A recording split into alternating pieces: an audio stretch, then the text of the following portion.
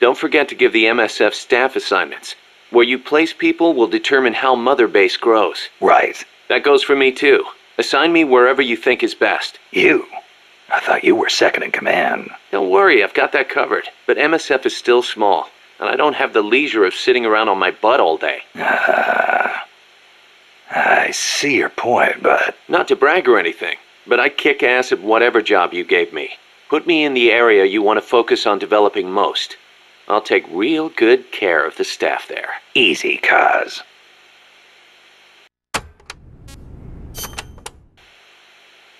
March 10th, 1945.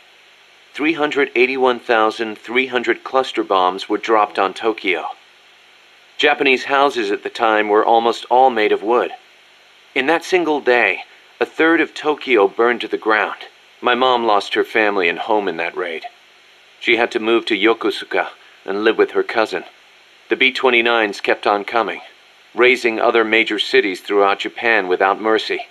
Then, in August, they dropped atomic bombs on Hiroshima and Nagasaki, and Japan surrendered to the United States at last. After that, Yokosuka was flooded with American soldiers come to occupy the country. My mother was still in her mid-teens, and she learned from her cousin how to survive in that town, by servicing the troops. That's how she met my father, and how I was born. My father was an officer serving with the government section of Allied GHQ under General Whitney. Whitney was known as MacArthur's shadow, and my father rode his coattails to a pretty high rank. While he was in Japan, he treated my mom like a wife. After he went back to the States, though, she never heard from him. I wasn't born until after he went back. My mom raised me as a single mother. She used the money my father left her to open a shop selling cigarettes and stuff to occupation troops. It was a decent living, but I didn't have citizenship. They're working to change the law now, but back then if your father was unknown, you couldn't get onto the Japanese family register. And in Japan, that means you can't be Japanese. So as I watched the American soldiers around town, I said to myself, I'm a son of America, the victor. My hair and eyes were different from the skinny, downtrodden Japanese around me. I told myself I'd leave this country someday and return to my true homeland. When I was around 10 years old, my mom fell ill, pretty much leaving me to run the shop in her place. One day I found a single picture of my father in the back of a drawer in the shop. I'd show it to the American soldiers who came into the store. A few years went by before one of them told me who he was. I know him, that's Miller. I started asking other guys, do you know where Miller is now? Can anybody tell me where Colonel Miller is now? Turns out he'd left the service and was making a living as an instructor for soldiers in Virginia. It was one of his students who finally told me that. I wrote him a letter in English. I'm your son. I want to go to the United States. Day after day I waited. Then just when I was about to give up, the post office delivered my future to the door. My father sent me some money. I thought my dream was going to come true. I was only thinking of myself. So I went to my bedridden mother and convinced her to let me go. My father arranged for a car to pick me up. It was jet black. When the neighborhood kids who'd always made fun of my hair saw it, their jaws practically hit the ground. I put my mom in a hospital and went on my own to America. When I met my father for the first time, he was living alone in a big house. He told me he'd lost his son, his American son, in Vietnam. He showed me a picture of my older brother. I guess that and his divorce left my father feeling lonely, which is probably why he finally took an interest in me. He'd retired from teaching. He was stooped over, could hardly walk, but he gave me two things: the name Miller and money for school. I used it to learn English and then go to college. America was exhausted from years of fighting in Vietnam. They were waging war in a foreign land, while at home, people were screaming for peace. Right after I graduated, I went back to Japan, alone. My father refused to see my mom. It was the first time I'd seen her in years, and she wouldn't even look at me.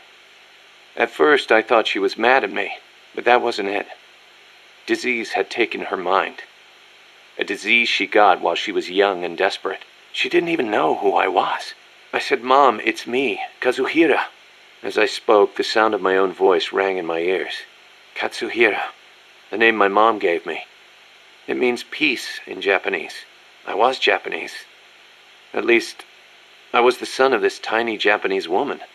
It was then, for the first time, that I understood the reason, the emotion that inspired my mother to give me that name. She'd watched her hometown and family go up in flames. Her body and her mind were ravaged by war. And yet she chose to have a child named Peace, with a man who was once her enemy. Japan lost the war.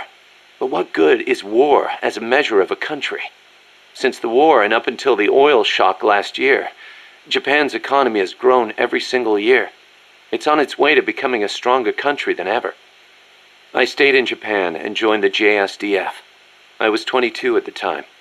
I did it to pay our bills. But it wasn't just that. I could have found work anywhere. And I knew it. And still, I couldn't think of anything else to do with myself. 2 years later, I didn't have to worry about Mom's hospital bills anymore. I left the JSDF and went back to the States. My father was already dead and buried. I was told he'd shot himself in the head. America crushed Japan, but it also crushed my father. My American dream was over. After that, I drifted around and, well, you know the rest. GHQ made women like my mother. It made Japan's peace constitution and the JSDF. And it made me. I was spawned by war, but I don't want to die in one. I won't die for a country, and I won't live like a pauper. I won't have my fate decided by some family register. So as long as I stick with you, boss, I've got a good feeling none of that will happen.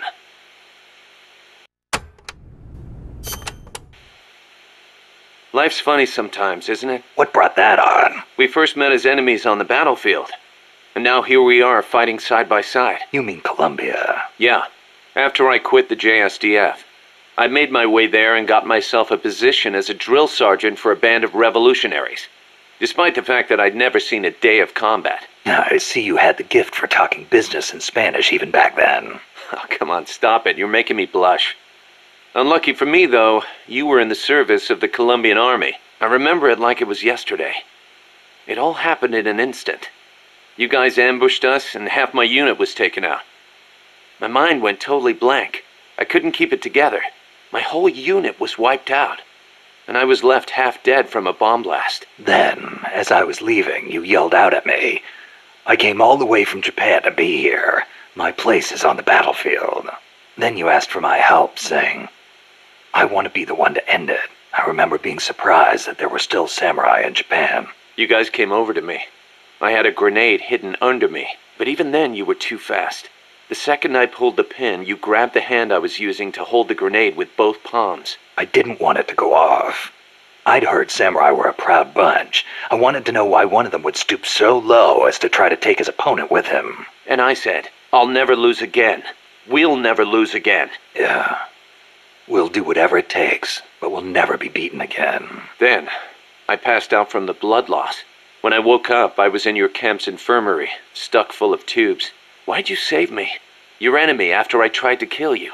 Because you swallowed your pride and fought with everything you had. I just didn't want to lose. You found a way to fight back, even in the face of death, even when you knew you were going to die. That's the mark of a true warrior. It's not about gain and loss, or victory and defeat. I looked at the way you lived your life and saw the path I needed to take. As a warrior. Wow. I never knew that. And that's why you... I realized then that the battlefield doesn't only divide people into allies and enemies. Sometimes it tells you more than just who's an ally or who's an enemy. Sometimes it helps reveal your true comrades. Like you and me, huh? That's right. And 2 years later, here we are.